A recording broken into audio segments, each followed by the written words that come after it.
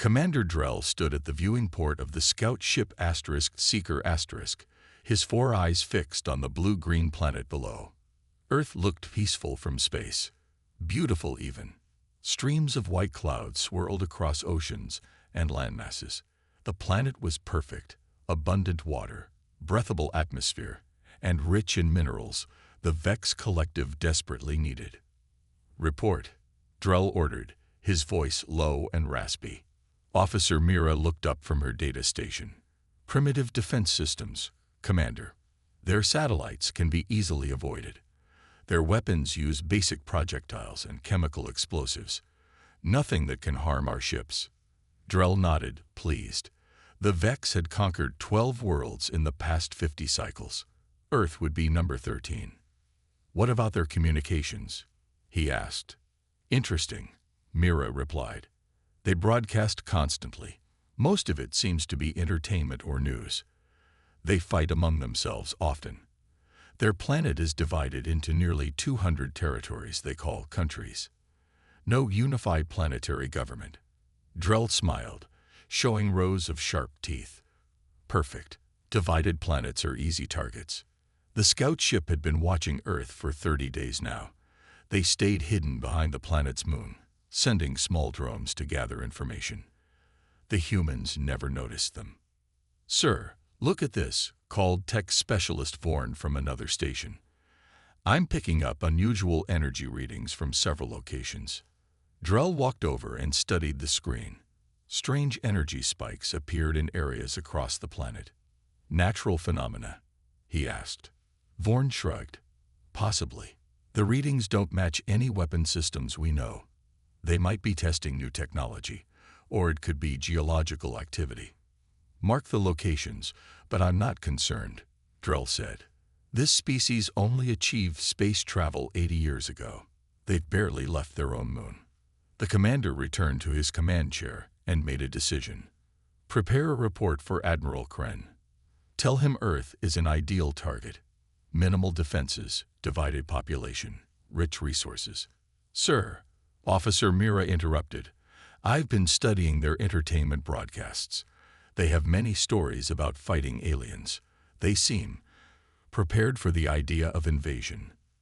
Drell laughed. "Fiction. Imagination. They've never met real aliens. Their stories show their fear of the unknown, not actual preparation."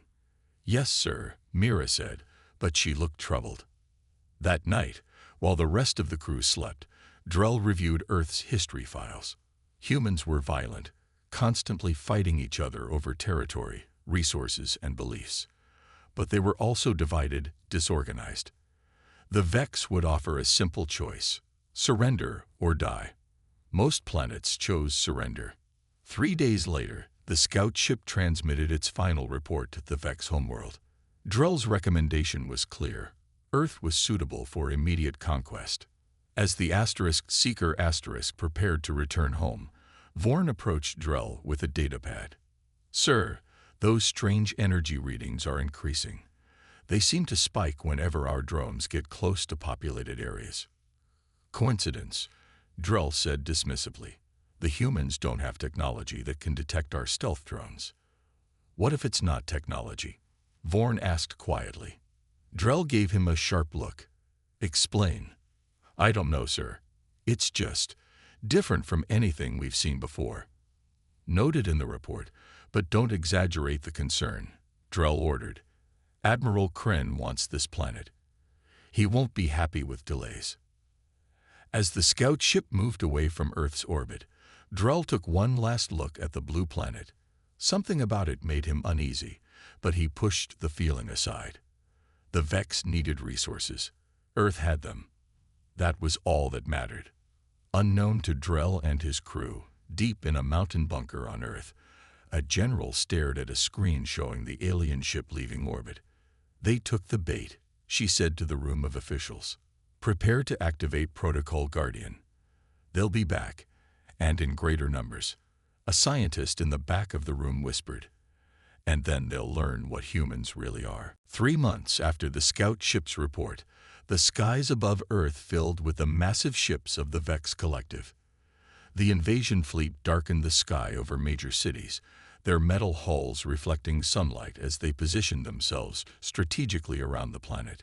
Admiral Kren stood on the bridge of the command ship Conqueror *, his tall frame rigid with pride.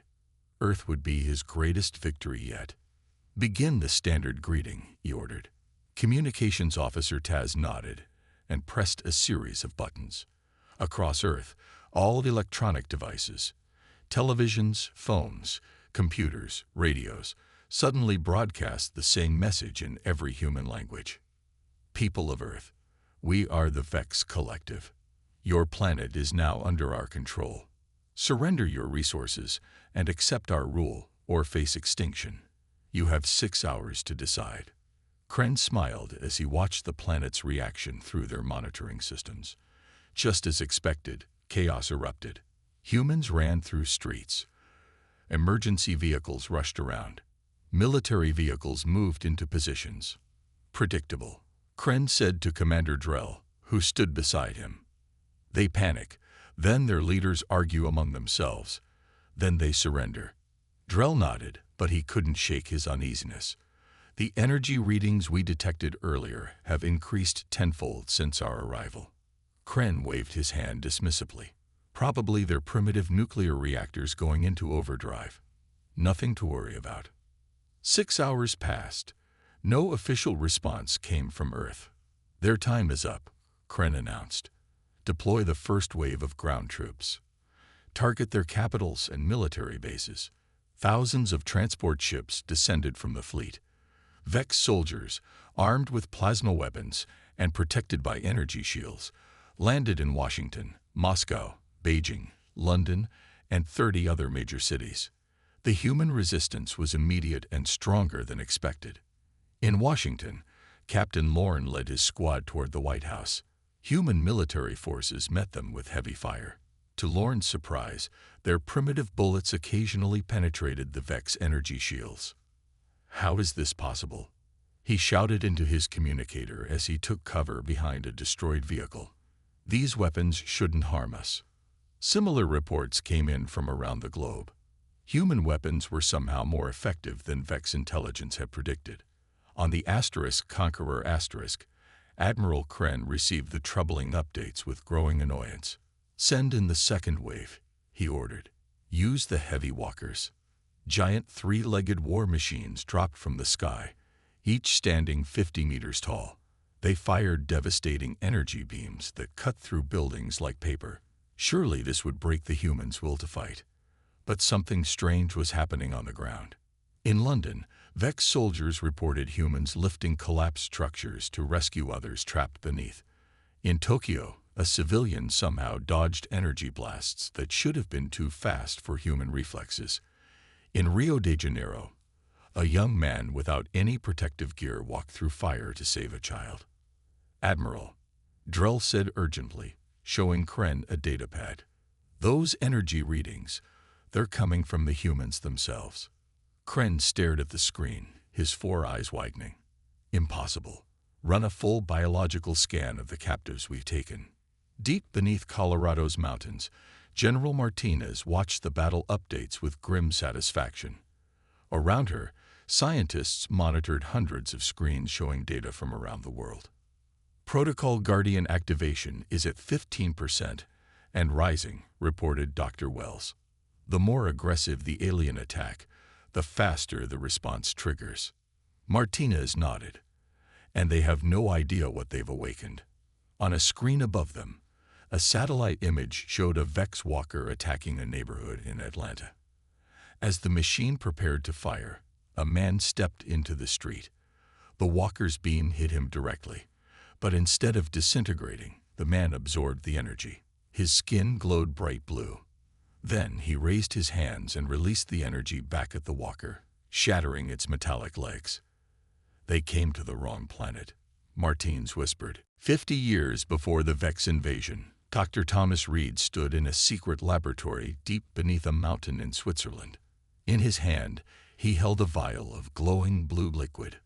"We've confirmed it," he told the small group of scientists and military officials gathered around him. Human DNA contains a dormant sequence, unlike anything we've ever seen before. General Parker, representing the United States, leaned forward. And you're certain this is in all humans? Not just a few. Every human on Earth carries it, Dr. Reed replied.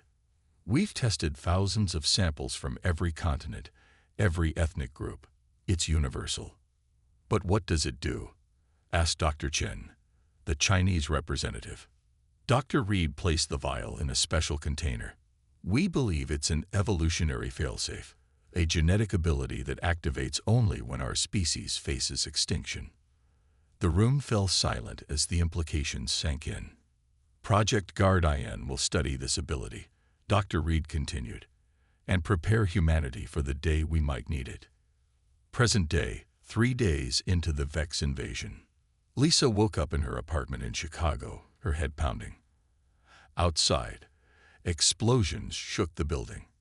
The aliens had arrived yesterday, their giant ships hovering over the city like dark clouds.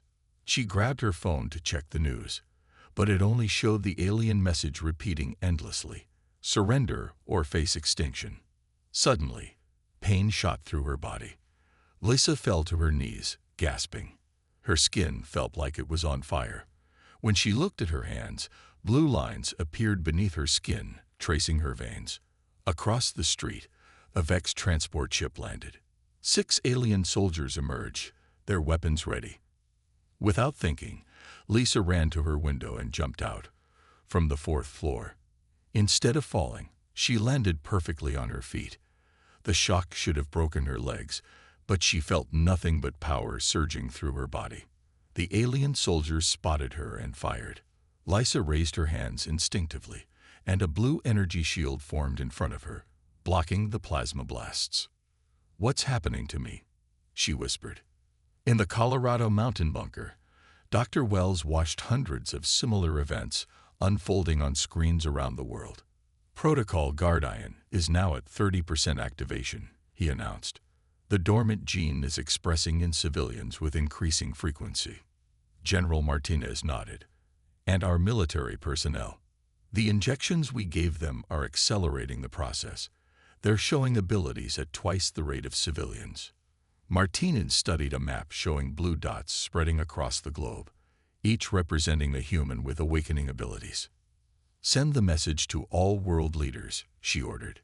It's time to execute Phase 2. On the Vex command ship, Admiral Kren watched in disbelief as his soldiers retreated from yet another human city. Our weapons are less effective by the hour, Commander Drell reported. And now we're seeing humans with abilities, impossible strengths, speeds, and some kind of energy manipulation. Kren slammed his fist on the console. They're just humans, primitive mammals. Sir, a science officer interrupted, showing him a datapad. We've analyzed the prisoners. Their DNA is changing. Changing how? Kren demanded. Activating. Parts of their genetic code that were dormant are now expressing. And it's spreading like a wave across their population. Drell's eyes widened. The energy readings, they weren't technology. They were detecting this genetic activation. Kren stared at the planet below. What had seemed like an easy conquest was becoming a nightmare. In a secret facility under London, Major Tom Gray addressed a room of newly empowered soldiers. Each had a blue glow beneath their skin. You're the first wave of Guard-IN soldiers, he told them. For 50 years, we've prepared for this day. We knew they would come eventually. What are we becoming? Asked a young soldier, looking at his glowing hands. Major Gray smiled grimly. What we were always meant to be, Earth's last defense, and the aliens' worst nightmare. Jack Miller had been an office worker 1 week ago. Now, he stood in the ruins of downtown Detroit, facing 3 Vex soldiers. Blue energy crackled between his fingers. Stay back, he warned the aliens, unsure if they understood English. The lead soldier fired a plasma blast. Jack didn't dodge. Instead, he raised his hand, and the energy stopped midair, hovering like a bright ball. With a flick of his wrist, Jack sent it back, hitting the alien, and sending it flying backward. The other two soldiers retreated, calling for backup. Jack looked at his hands in amazement. 2 days ago, he'd woken up with a fever and blue lines under his skin. Now he could control electromagnetic energy. Thousands of people across the city were developing similar abilities. 5 blocks away, Major Telia Rodriguez led a squad of soldiers and newly empowered civilians toward a Vex command post. Unlike the civilians, the military personnel had been prepared. For decades, they had received special injections to help the dormant genes activate faster when needed. "Remember your training," she told the group. "Don't overuse your abilities. They drain your energy." Talia's own ability, enhanced speed and reflexes, had fully manifested 3 days ago. With it, she could move fast enough to dodge alien weapons fire. "Jack," she called, spotting him down the street. "We need you with us." On the Vex science vessel Discovery Chief Scientist Lox examined a captured human. The human male was strapped to a table, blue energy visibly flowing beneath his skin. "Fascinating," Lox muttered. "Their DNA contains adaptive sequences I've never seen before." Admiral Kren entered the laboratory, his face grim. "Tell me what we're facing, scientist." Lox displayed a holographic image of human DNA. Their genetic code contains dormant sections that activate under extreme stress. It appears to be an evolutionary defense mechanism. "Against what?" Kren demanded. "Extinction events," Lox explained. "These humans evolved on a planet with frequent natural disasters, predators, and their own violent behavior. Their DNA developed a final defense, the ability to rapidly adapt when their species faces extinction. So our invasion triggered the response," Lox finished, "and it's spreading. The activated humans emit an energy signature that accelerates the activation in others, like a biological alarm system." Kren's 4 eyes narrowed. "Can we stop it?" "I'm working on a gene-targeted weapon," Lox said, "but I need more test subjects." In the Colorado bunker, Dr. Wells presented his findings to General Martinez and world leaders on video screens. "Humans evolved as apex predators," he explained. "But unlike other predator species, we faced constant threats, ice ages, volcanic eruptions, meteor impacts. Our DNA developed this fail-safe ability." "Why didn't we know about this before?" asked the British Prime Minister. "We did," Martins replied. "Myths of superhumans, gods, heroes with amazing powers. They were real. Individuals whose abilities activated during local threats, but never on this scale."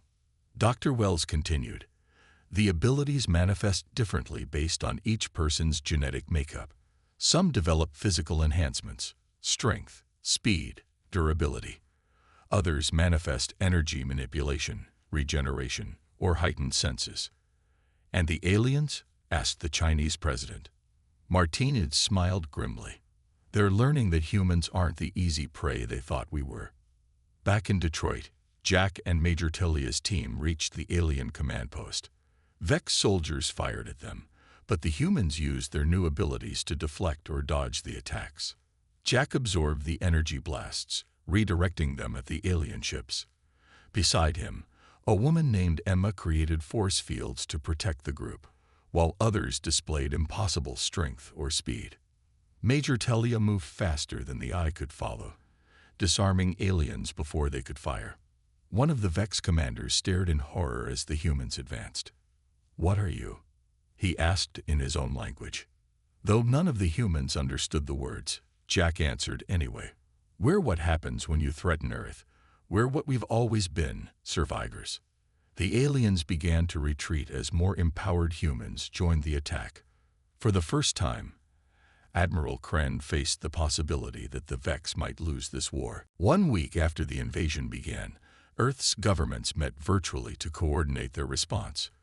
For the first time in human history, old enemies set aside their differences to face the common threat. Protocol Guardian is now at 65% activation worldwide, General Martinez reported. Military personnel are at 90% due to the accelerator injections. What about training? Asked the Russian president.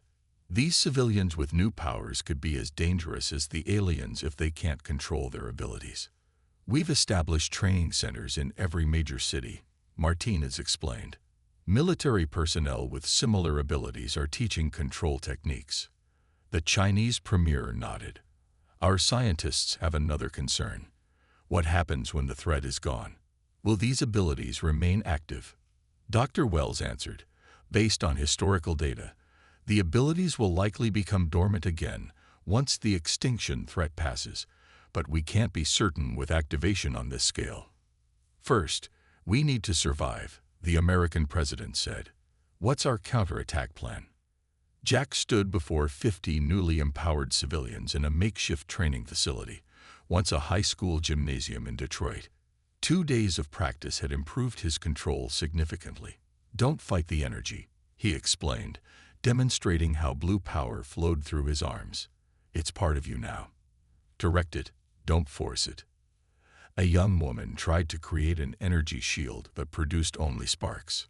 Focus on protection, not power, Jack suggested. Think about what you want to protect, not what you want to destroy. She tried again, picturing her family. This time, a solid blue shield formed around her arm. Major Talia entered the gym. Jack, we've got new orders. The aliens have set up a research facility outside the city. They're experimenting on captured humans. We're going to hit it tonight. On the Vex command ship, Admiral Kren faced growing pressure from his officers. We've lost contact with 12 ground bases, Commander Drell reported. Human resistance is increasing hourly. What about Scientist Locke's weapon? Kren demanded. Ready for testing, Drell replied. It's designed to disrupt the activated human DNA and disable their new abilities. Kren smiled for the first time in days. Deploy it immediately. Target their largest population centers. That night, Major Talia led a strike team of 20 toward the alien research facility. Jack and Emma moved alongside soldiers with various abilities, enhanced strength, speed, senses, and energy manipulation. Remember the plan, Talia said. Team Alpha creates a diversion. Team Beta frees the prisoners. My team takes down their weapon systems. As they approached, they saw the facility was heavily guarded by Vex soldiers and walker machines. Now, Talia ordered. Team Alpha attacked from the east, drawing alien fire. Jack absorbed the energy blasts and redirected them at the facility's outer defenses. Meanwhile, Talia moved at incredible speed through the alien ranks, disabling weapons and creating chaos. Her team followed, breaking through to the main building. Inside, they found humans in glass cells, being studied by Vex scientists. Some showed signs of painful experiments. Get them out, Talia ordered. While her team freed the prisoners, Talia discovered something alarming. Schematics for a massive weapon on a holographic display. Jack, she called over the radio. They've built something big, some kind of DNA disruptor. In orbit, Admiral Kren personally supervised the deployment of the new weapon. Target the largest human populations first, he ordered. Once their abilities are neutralized, we can resume normal conquest procedures. The massive cannon extended from the bottom of the command ship, glowing with green energy as it powered up.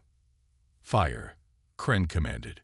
Green energy shot toward Earth, spreading like a wave over North America. Kren watched with satisfaction, expecting to see the human energy signatures disappear from their monitors. Instead, something unexpected happened. The blue energy patterns from the humans intensified, growing brighter and spreading faster. What's happening? Kren demanded. Scientist Locke stared at his readings in disbelief. The weapon, it's not suppressing their abilities. It's accelerating them. On Earth, humans who hadn't yet developed abilities suddenly found themselves awakening. The green energy from the alien weapon had the opposite effect of what was intended. In Detroit, Jack looked up at the sky as green energy washed over the city. Instead of harming him, he felt stronger than ever. They'd made a mistake, he said, his entire body now glowing blue. A really big mistake. Admiral Kren stared at the holographic display in disbelief. After the failed DNA disruptor weapon, human energy signatures had increased by 200%. Now, nearly every human on Earth showed some level of activation.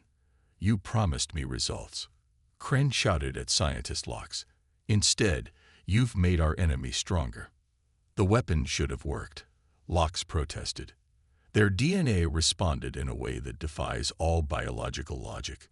Commander Drell stepped forward. Admiral, we need to consider retreat. We've lost 40% of our ground forces. More ships are being damaged every hour. Retreat. Kren's voice was dangerous. The Vex Collective does not retreat. We conquer. Sir, another officer interrupted. We're detecting a large formation of humans approaching our primary command center in what they call Australia. They appear to be flying. Kren slammed his fist on the console. Impossible. High above the Australian outback, Jack soared through the air surrounded by blue energy. After the alien weapon backfired, his abilities had grown exponentially. Beside him flew Major Talia and 50 other empowered humans, each glowing with their unique energy signature. Below them, hundreds more advanced on foot toward the massive alien structure that controlled the Vex ground operations in the southern hemisphere. Remember the plan, Talia said through their communication system. Air team creates an opening. Ground team enters and secures the control room. Engineering team uploads the virus. Jack nodded. After the weapon incident, human scientists discovered they could now understand some of the alien technology. They had created a virus that could disable the Vex communication systems. Beginning attack run, Jack announced.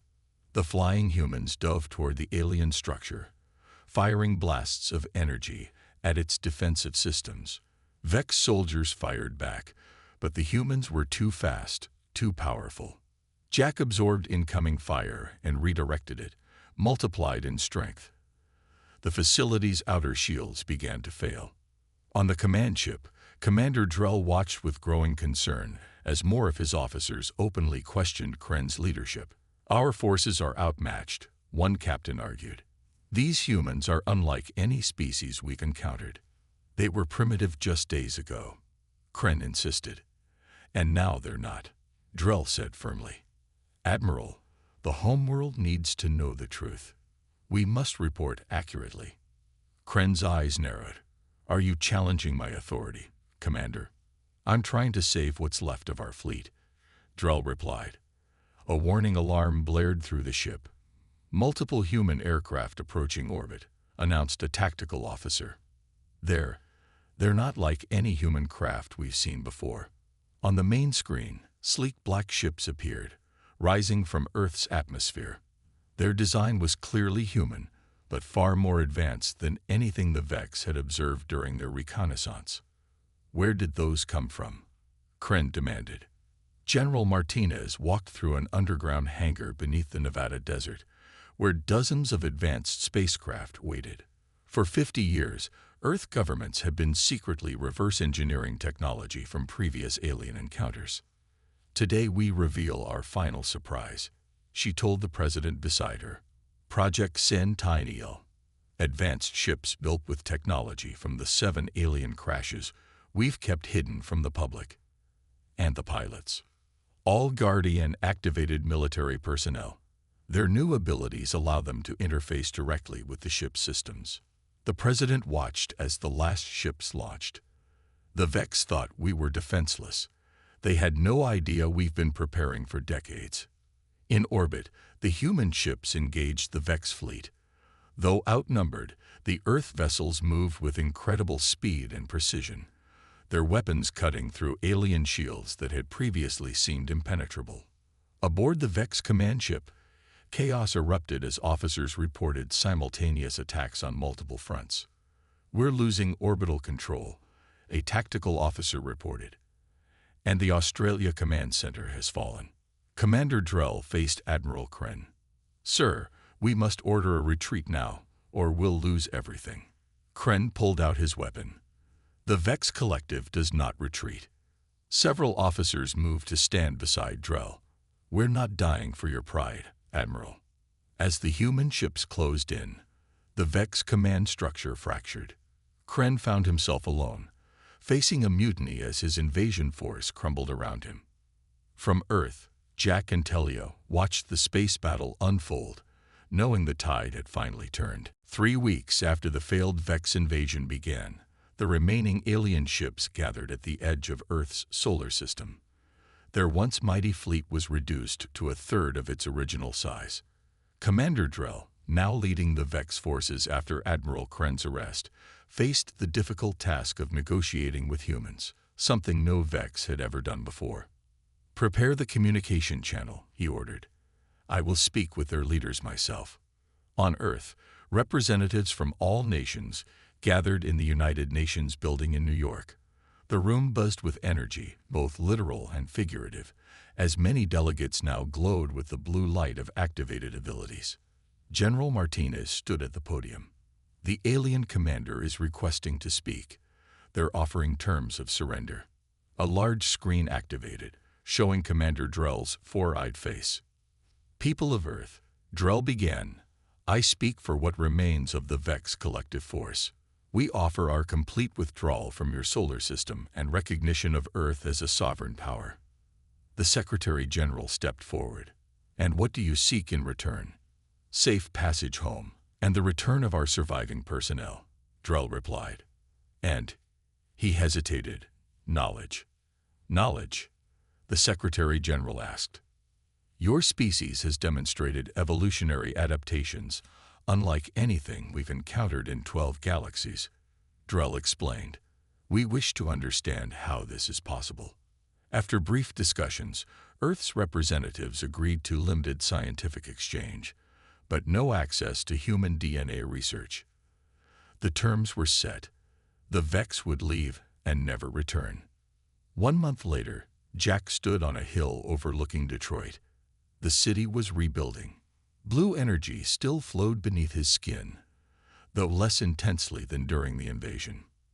Major Telia joined him, looking out at the new world. "The scientists say our abilities will fade gradually now that the threat is gone, but they might never disappear completely." "I'm okay with that," Jack said, creating a small ball of energy between his fingers. "Though I might miss flying." "Some things are changing permanently," Talia said. "The world's governments are staying united. We're establishing a global defense force." Below them, construction teams worked on a new building, Earth's first official extraterrestrial embassy. Similar structures were being built in every major city around the world. "Do you think others will come?" Jack asked. "According to Commander Drell, news of what happened here is spreading across the galaxy," Talia replied. "Earth is now known as the planet that defeated the Vex. That reputation will keep some away and attract others." In a secure facility beneath Geneva, Admiral Kren sat in a specialized cell designed to hold him. A team of human scientists studied him from behind protective glass. Dr. Wells approached with a tablet. "We've been analyzing your biology, Admiral. Quite fascinating." Kren remained silent, his pride still wounded from defeat. "You should know," Dr. Wells continued, "that we're launching our first official deep space mission next month. Humans are taking their place in the galactic community." "You have no idea what awaits you out there," Kren finally spoke. "Perhaps not," Dr. Wells agreed. "But they have no idea what awaits them if they threaten us again." On the outskirts of the solar system, the last Vex ships prepared to enter faster than light travel. Commander Drell recorded his final report. The species known as humans appeared primitive, but harbored a devastating secret: DNA that adapts to existential threats, granting them extraordinary abilities. Furthermore, they had been preparing for extraterrestrial contact for decades, developing advanced technology in secret. He paused, choosing his next words carefully. "I recommend the Vex Collective and all other spacefaring civilizations mark Earth as a protected world, not to be approached without explicit invitation. These humans are not the prey we thought they were. They are the predators the galaxy has feared all along. As the Vex ships disappeared into deep space, Earth continued its transformation. Human abilities stabilized. Global cooperation replaced old conflicts, and humanity looked to the stars not with fear, but with newfound confidence. They had faced extinction and emerged stronger. Whatever the galaxy held, Earth was ready.